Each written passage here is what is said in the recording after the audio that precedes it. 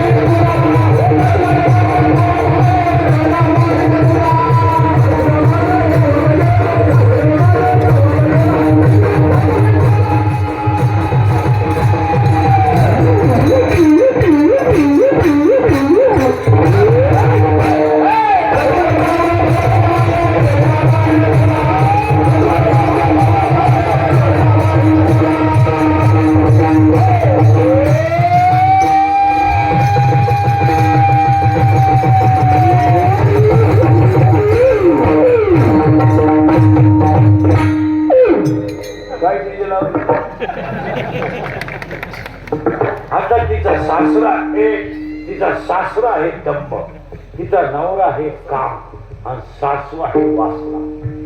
आणि 8वा अध्याय डायरेक्ट सांगतो, तेवी जिते अवसरे जी अवरोल जीवी उरे ते मरणाची मेरी फार होत आहे आणि मरणी जायचे.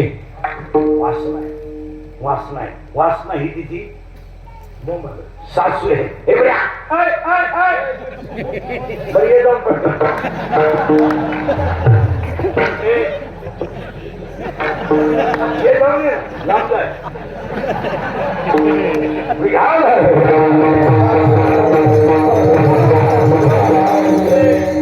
काम नावाचा नवरा आहे.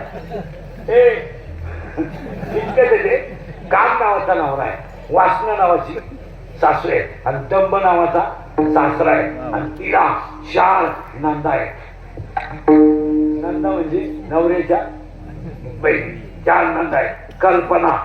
कल्पना, आशा, इच्छा, मनशा या तिचा नंदा आहे. आणि तिला 6 दीर. 6 दीर कोणते? मग सांगितले ना, लोक, मध, मत्सर, अहंकार. अशा घरात कोण राहते? माणसं गरज एवढं भांगा दिसा 4 रंगाची या 4. आणि पूर्वी असा नियम होता महिला, पण मुली न मुलीचं लग्न बाप जमायचा असा नियम होता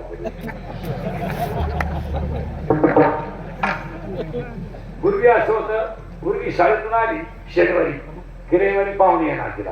मग आमची आई साधी बोली, डोकं विचार, मागणी पार, दगडाने जरा अंगास, मागणी दंगाबाद, उद्या पाहुणे येणार आहे, कपडे नीट घाल आणि पाहुणे दात काढायचे नाही, थोबाड वाचायचं नाही, हातपाय आपटायचे नाही, थोबाड पुढे नीट राह.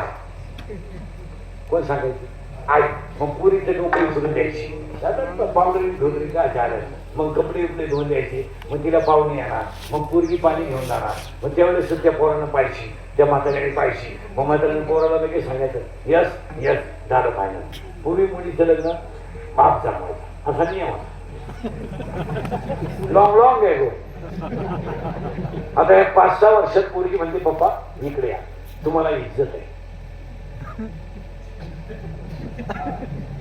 तुम्हाला समाजात इज्जत आहे. आणि तुम्हाला जर इज्जतीचा कचरा करायचा नसेल तर जसं मी म्हणते तसं ऐका. मी त्या पोराला 9वीला शब्द दिला आणि सहलीला बरोबर करू नका. आणि जर तुम्हाला माझं ऐकायचं नसेल तर एक तर मरायला तयार व्हा, नाही तर त्याचा परिणाम बोलायला तयार व्हा. आणि ते काय करणार आहे, पप्पा तुम्हाला त्यातलं अभ्यास कमी, पप्पा तुम्हाला त्यातलं नॉलेज नाही. पूर्ण तुमचा शब्द आहे ना, पप्पांना काही नाही. आणि मम्मीला तर ना मॅनर्स मम्मी आहे ना ती मॅनर्सलेस माझं. आणि पप्पांचं कसं आहे, पप्पांचं आयुष्य साध्यात गेलं. त्यांना एक प्रेम प्यार हे काही माहिती. पूरी उलटे इंद्रिकल शोध देते, त्यामुळे त्या प्यार प्यार चीज है इंद्रिकल को क्या मालूम. प्यार तो अंडा होता, इंद्रिकल तो प्यार घे. सध्या ते इतके वाईट दिवस आहे, बंगल्यातून पुरी पडून गेल्या तर बंगल्याकडून रोजाला जात्या. काय तरी पुरी चार पोराच्या नादी लागली. आणि पुरीचे 2 वैशिष्ट्य असतात, कधी देण्यात यायचं. स्मार्ट मुलगी कधी स्मार्ट पडाव प्रेम करणार नाही, अख्ख्या जगात असं करणार नाही.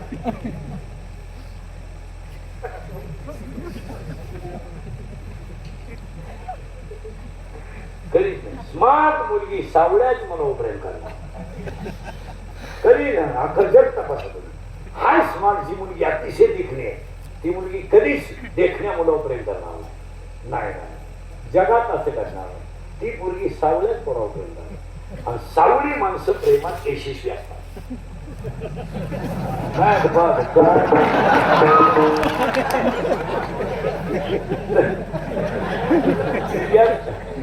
याच कारण आहे सावळा रंग भगवंताचा रंग आहे. सावळा देवाचा रंग, देव का सांग. आणि मुलीचं अजून एक वैशिष्ट्य आहे, मुलगी कधीच ब्रिलियंट मुलावर प्रेम करणार नाही, कधीच नाही. स्कॉलरशिप घेणारा, वर्गात पहिला येणारा, टॉपच्या पोरावर कधीच पोरगी प्रेम करणार नाही. हुशार पोरांच्या पोरी कधीच नाही लागत नाही. पोरगी भंगरीच पोरावर बंगरी एक मराठी छपरी एकदम दरिद्री पोर आहे, बघला तू गोशी आहे.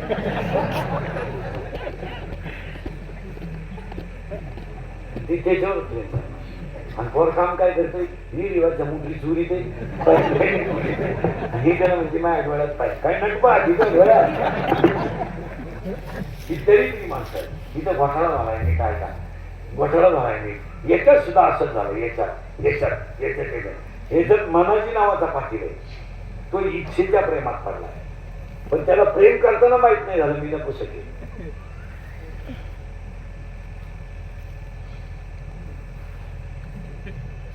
मन कसं म्हणून 7व्या त्यात ओवी तयार झाली, इच्छाई कुमारी झाली, कामाचे ताळी आली. कधी विचार करा, इच्छेला कधी बाळ होणार नाही. तसं इथं घोटाळा झाला. हिचा नवरा मुलीला पुरीचं लग्न जमायचं बरं, पूर्वी महिला म्हणत तेवढं लग्न बाप जमायचा. आता बापानं काहीच करायचं नाही, लग्नात तुरा काढायचा, मळवट भरायचा. या जेव्हा लग्न नवीनच नेले फक्त आता ही आमची इज्जत जाऊ नये म्हणून गुलाबजामू खायचे. तुम्ही गुलाबजामू खाणं आमच्या नावानं भुकर घरी का. आता आपल्याकडे एक लग्नात नालायक पद्धत आणली पडली. त्या गेटवर भाऊबंद उभे करतात स्वागताला. तुराकडे भाऊबंद कधी उभे करायचे, त्याच्यावेळी चोर आणा. इथे नालायक भाऊबंद का त्यांनीच लग्न मोडायची मीटिंग घेतली, तेच उभे करायचे. आणि ते जाऊन बा तुम्ही लग्नात कधी आम्ही जाते नाही कधी, जर गेलं लग्न त्यांचे का पाहून राम राम घालायचे. जरा ते हसत नाही, कधीच हसती नाही. तुम्ही भाऊबंद गेटवर उभे करा, हसणार नाही. राम राम काय कोण तो खरं काय काय मुळे त्याचा कोण तो त्या पुरी गेला पण एवढा खर्च केला, तुला दात काढाय का रोग झाला वाटत डबल देऊ. किशोर 2-4 गुलाबजामुन आहे दरिद्री काही आणायचं कोणी घेऊ बी नाही करायची कधी. काय म्हणायचं, दरिद्री माणसं कधी घरात नाही घेऊ. जी माणसं सूर्य उदयापर्यंत झोपतात ना, ती माणसं तोंड पाहू नाही दिली. याची पाय फेकली तुझी माणसं घरात ठेवू नाही. भाऊ म्हणणार नाव आहे काय रोग ते बाया म्हणतात काही आणतात भाऊला तेव्हा. आता मी द्यानी त्यांनी तुमची काय घ्यायचे खरं झाली काय. मी दिलं ₹1,00,000 खर्च 10 रुपयाला नाव काढायची नाव मी. आणि मी दिलं स्पेशल डान्स नवरीची आई आहे नाव साहेब. त्याच्यापेक्षा आमच्या बाजूत मी दिखलो नवरी बाजूतून वर काढ ना काय. त्या लग्नात नवरी जरा कमी सजलीचा काय त्या नवरीचं मेकअप नवरदेवाला घरी ना दुसरी त्याच्या जवळून गेले. तुम्हाला मला वाटलं नवरी आलं काय. काय नवरी बावला नवरी इथवर मेहंदी इथवर हिरव्या बांगड्या इथल्या फटी चमकी इथं कलर इथं खालून एक कलर मधल्या खासात एक कलर डोळ्यांना एक कलर लिपस्टिक केसाला असा फुगा एक बस गाळव मग सगळे केस मोकळे अगं तू घुमती का हिंडती आणि नवीन नवरी पा बोलायला सुद्धा एकदम सिस्टमॅटिक तेव्हा तेव्हा केव्हा कोणत्या गोष्टी होती ना कुणीकडे टिंबली ती पागल घेतली तेव्हा तेव्हा केव्हा अय्या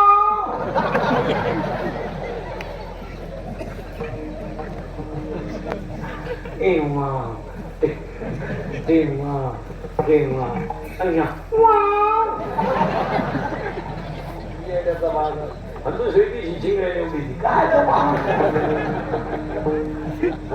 जीवनात काठी कापीची भाव वाढला कांदेवाले काय येडे झाले हाकीत पण येतात त्या आपले लगेच म्हणतात कांदा पिना झाला त्याने कपच टाकली लगेच घरी गेला भरपाड्या 390 पेला गोण्या भरल्या तिथे गेल्या आपलं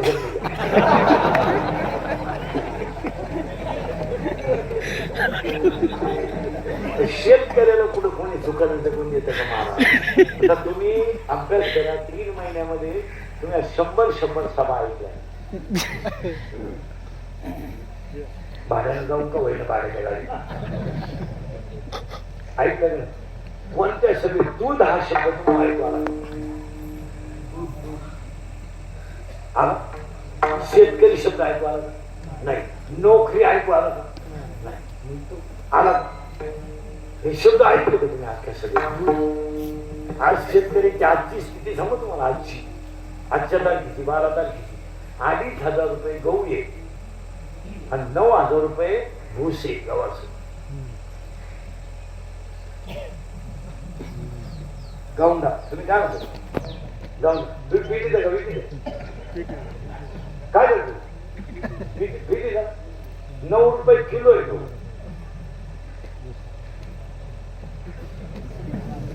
काय अंदाज घरीच बोलून कोण आणि जो बोलून तो सकाळ पोतरी म्हणला सकाळपर्यंत संध्या जो खाला बोलून 18 महिने पाणी भरायचे 18 महिने रात्र दिवस आणि तोडायला उसाडली मग साखरी तर कोणी करून भेटू वाऱ्याचं सोयीनं भेटू करते असं तर वाटत पाणी गेलं नाही तर माणसं खवाटून स्वस्तवर दंड करून पाणी देतात एखादा वाफा मारला तर शेतकरी रात्रीची बॅटरी लावून पाणी घालतात आणि टिंगल केल्यासारखी शेतकऱ्याच्या हे लोक विचारतात कोणी करून भेटू 18 महिने आम्हाला झक मारायची रात्री दिवस पाणी मारायची खाडण्या करायच्या खत टाकायचे आणि आपल्याला विचारायचं कुणी मिळून आणि पेटून न्यायचा कोण बोलून 29 रुपये दूध आहे 27 रुपये 30 रुपये खाद्य आणि पिशवीतलं दूध 70 रुपये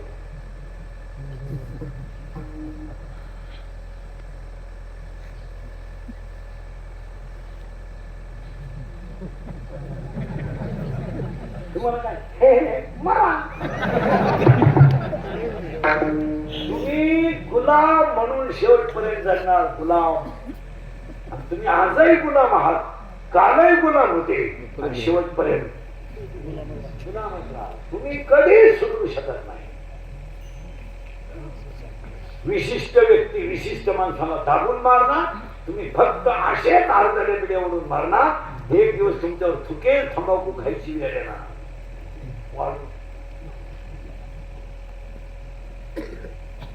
नका करू नाच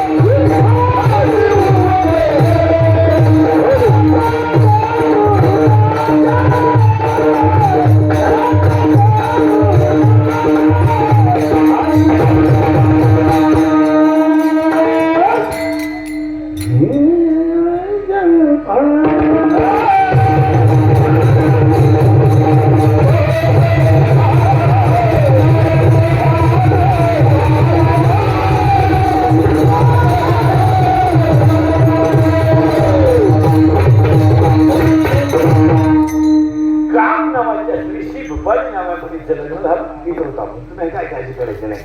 आणि ती नवरीच्या घरी गेली महिला म्हणत नांदायला गेली. कोण दुपारी गेली तर तिचा बाप तिला न्यायला. आता काही घरांमध्ये नाटकं असतात.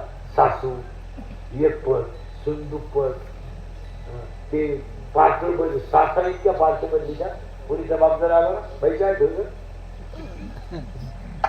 त्यांना देऊन तुला घे अशी रंगबंदी सासूरा. आणि तिचा बाप गेला तोय घोसला का माझ्या काय अशा पुरी.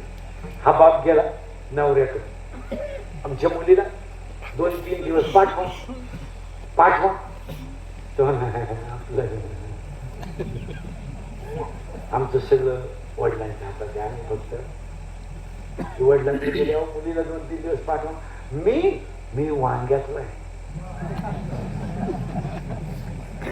आपल्याला नाही विचारित आमच्या त्याच बघतात सगळं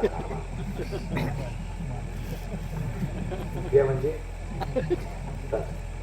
ते गेलं काय बाई कोणचं काय मिळती भाकर तेवढी खाते गप बसते. मी किती भुकले तर माझं कोण ऐकत. तुम्ही मला विचारायला आले का आपलं मरण नाही म्हणून जगायचंय नाही तर मग काय राहिलं या घरात. त्यानं ओळखलं मुलगा पाठीत नाही सासू पाठीत नाही सासरा पाठीत नाही. ते बाप मुलीकडे जातो बाई पाठी कोणीच नाही.